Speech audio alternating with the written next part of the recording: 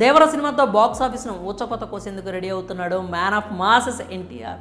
RRR తర్వాత చాలా gap అనంతరం ఆయన నుంచి వస్తున్న మూవీ ఇదే కావడంతో భారీ అంచనాలు అయితే నెలకొన్నాయి. కొరటాల శివ ఎన్టీఆర్ కాంబోలో తెరకెక్కడం, ఇప్పటివరకు చిత్రం నుంచి బయటకు వచ్చిన టీజర్, ట్రైలర్, సాంగ్స్ అదిరిపోవడంతో దేవర మీద ఎక్స్పెక్టేషన్స్ అన్నీ కూడా ఆకాశాన్ని తాకుతున్నాయి. అయితే ఈ సినిమాతో ఎన్టీఆర్ హిట్ కొడితే సరిపోదు, ఆయన అందుకోవాల్సిన లక్ష్యాలు చాలానే ఉన్నాయి.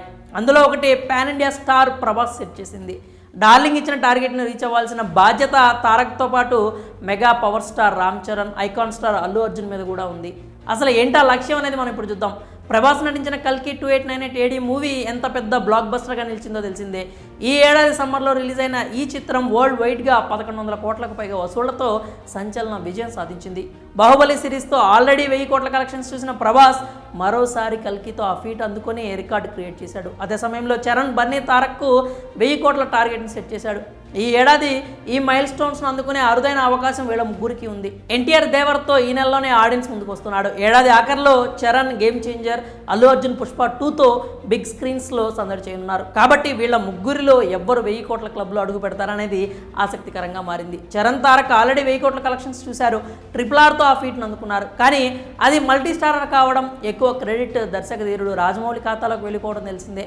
ఈ నేపథ్యంలో వాళ్ళు పాన్ ఇండియా స్టేటస్ను మరింత బలోపేతం చేసుకోవాలంటే సోలోగా వచ్చి 1000 కోట్ల మార్కును అందుకోవాల్సిన అవసరం ఉందనే అభిప్రాయాలు అయితే వ్యక్తమవుతున్నాయి. బన్నీ ఆల్రెడీ పుష్పతో సౌత్తో పాటు హిందీ మార్కెట్ను కూడా షేక్ చేశాడు. అయితే ఆ మూవీ సెకండ్ పార్ట్తో మరింత సౌండ్ చేయాల్సిన అవసరం ఉంది. ఏనుగు కుంభస్థలాన్ని కొట్టిన మాదిరిగా కలెక్షన్స్ జాతర చేయాలి.